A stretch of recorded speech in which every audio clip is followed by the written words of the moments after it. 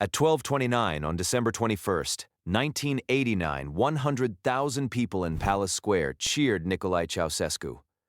At 12:37, the same square booed him until he froze and stared. That 8 minutes is the whole story. Picture the balcony of the Central Committee building, 4 microphones in a row, the dictator and his wife at his shoulder. Below, a crowd boos that morning with red flags and giant portraits. Every second live on radio and television to every county. A chant that had been banned for 5 days was about to start in a pocket at the back. The camera cut to sky. The sound did not cut. 6 seconds of empty sky with boos still loud is what turned a staged rally into a national revolt. Think of December in Bucharest and feel how cold a room can be with the heat off. A normal December afternoon sits near 4 degrees outside. Inside that winter, it felt colder. In 1982, Ceausescu decided to pay every dollar of foreign debt before 1990. Romania owed about $11 billion to Western banks. He succeeded. By April 1989, the debt was zero. The price was shops without food and blocks without light. Factories exported what people needed to eat. Bread was rationed for the first time since the war. Meat disappeared. Sugar disappeared. People queued 2 hours for a bottle of cooking oil. They queued in darkness because electricity ran a few hours each day. Apartments got heat 1 hour in the morning and 1 hour at night. Streetlights stayed dead.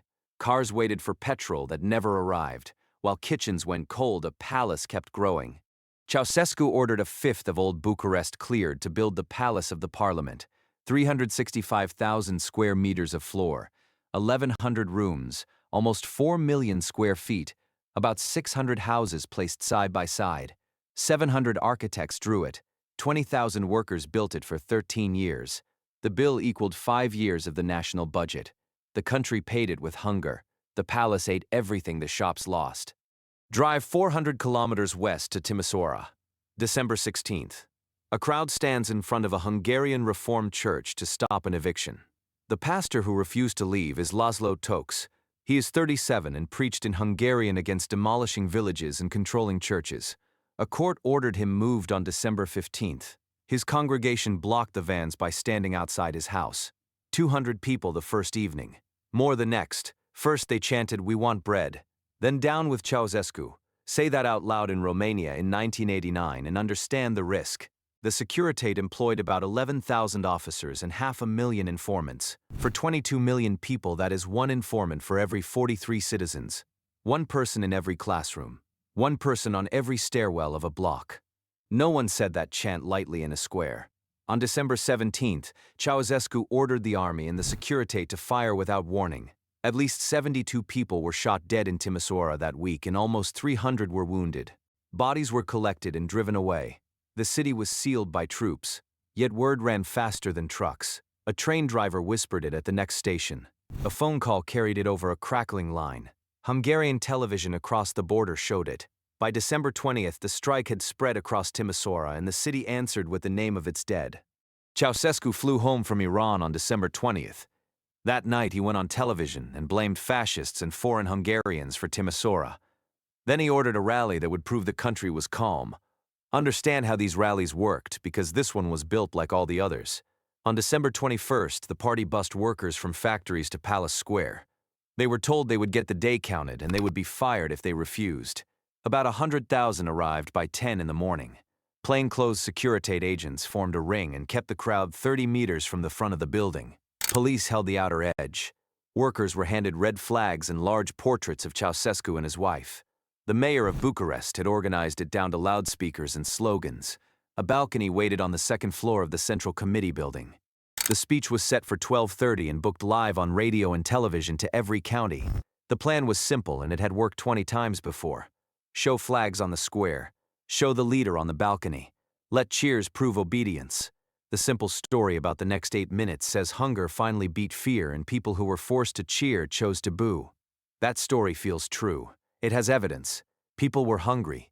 People were furious. Timisoara had proved bullets did not stop a city. Bucharest should flip. Keep that story in mind. It explains the mood. It does not explain why 6 seconds changed everything. That technical detail is what people repeat at night over coffee still today. At 12:31, Ceausescu stepped onto the balcony with his wife on his left and aides behind him. 4 microphones waited. He lifted his hand. The front rows cheered because agents led them. Most of the crowd stood still. He started with the wooden language he always used. "Thank you, comrades. Great achievements. Socialism." For about a minute, the square obeyed. Then a sound cut the chant. Every camera heard it, but no one agrees what it was. A high-pitched scream from the south edge. Some say a firecracker popped. Some say a sound grenade cracked. Some say one person shouted and fear did the rest. The television microphone caught it, and the radio caught it, and the stone square caught it. People turned. People pushed. A wave rolled back from the front. Near the Athenaeum, someone shouted, "Timisoara." Then dozens shouted, "Timisoara." Then dozens shouted, "Timisoara." Then dozens shouted, "Timisoara." Then dozens shouted, "Timisoara." 4 syllables banned for 5 days. Ceausescu stopped mid-sentence. His mouth stayed open. His right hand rose and froze. His wife leaned in and spoke off microphone. The director in the van outside panicked and cut picture to a long shot of empty sky. The sound stayed live for 6 more seconds. You can hear "hello, allo, allo." He says "allo" several times as if the crowd is a bad phone line. Coordinators tried to restart the chant, "Ceausescu and the people." A pocket answered, "Ceausescu dictator." The balcony had become a classroom where no one obeyed. The plan needed silence and obedience. Live broadcasting gave the disobedience a nationwide audience. When the sound broke, the spell broke everywhere at once, and the square learned it could be louder than the microphones. That lesson crossed Romania instantly. The simple hunger story invites a fair objection. You could say a crowd finally found courage. You could say Timisoara proved shouting was survivable. That objection has force, and it misses the mechanism. People had hated him for years without booing on live television with 500,000 informants listening. On December 21st, they still had jobs to lose and cells waiting. Fear does not dissolve because you are hungry. Something concrete changed in that bowl of stone in those seconds. 3 things converged. First, the crowd was actually 2 crowds pressed together. One was the arranged front with flags that had rehearsed applause. The other was workers who had walked in from the industrial platforms toward the center and slid through gaps in the cordon. They carried no flags. They carried Timisoara in their mouths.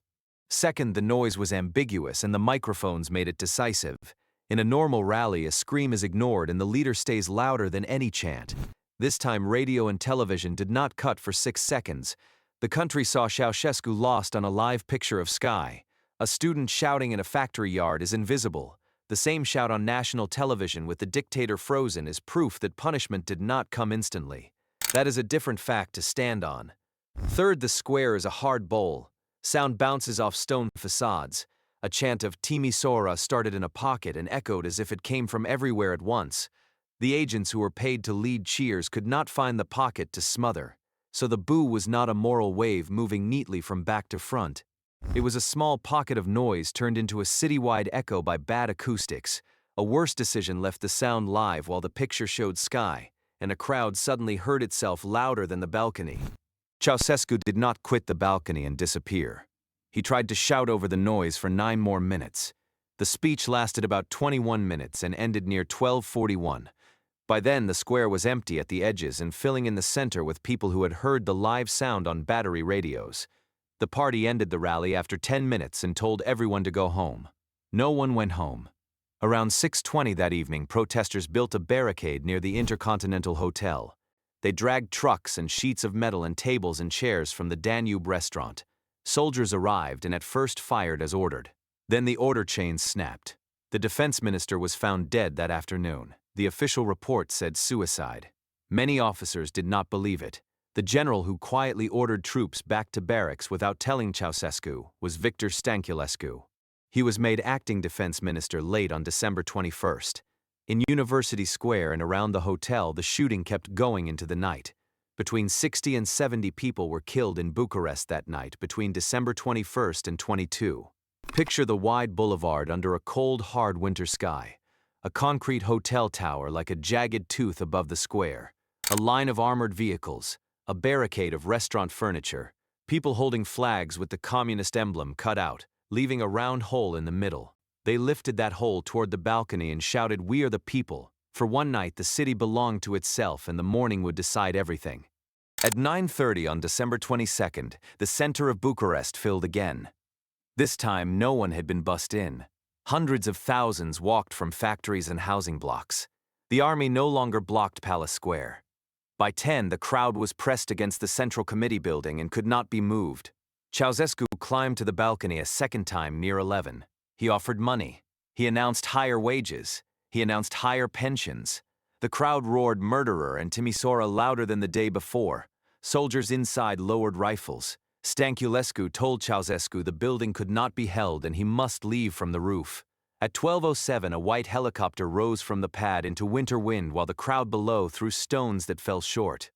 On board were Nicolae Ceausescu and his wife and 2 aides. They flew north toward a base at Boteni that was to stay loyal. The army warned it would shoot down any aircraft that did not land. The pilot put down near Târgoviște, 60 kilometers northwest of Bucharest. On the ground, they switched helicopters, then changed to cars, then ran on foot and were caught that afternoon near a field outside Târgoviște. The capture is not the end of the killing. It is the middle, and the bloodier half is still ahead, and it will happen after power is empty. Walk to a room with no windows. Studio 4 of Romanian television. 12:47 on December 22nd. The building has been taken by a crowd. The control room smells of cigarettes and wet coats. A technician reopens the national relay the director cut the day before. On camera, you see a man in a jumper that is coming apart. He is crying. The man who was carried on shoulders through snow to the microphone is Mircea Dinescu. He is a poet. For months, he was under house arrest for speaking against the regime to a French radio station. People carried him because his face meant proof that the censor was gone. Beside him stands an actor who knows how to speak to a camera as if it is a person. At 12:51, they go live to the whole country. Dinescu says we have won. The actor says we are on television. Their voices crack. Behind them you hear shouting and a microphone catches a voice saying, "Mircea, pretend you are working." That line will be replayed for years as proof the thing was a staged coup. The room is cold, the lights buzz. Someone holds a flag with the communist emblem cut out, leaving a hole over the anchor desk. Outside, protesters have parked a tank on the steps. Inside the tank, no one has fired a shot, but everyone believes someone will. The broadcast stays live without a script for 3 days.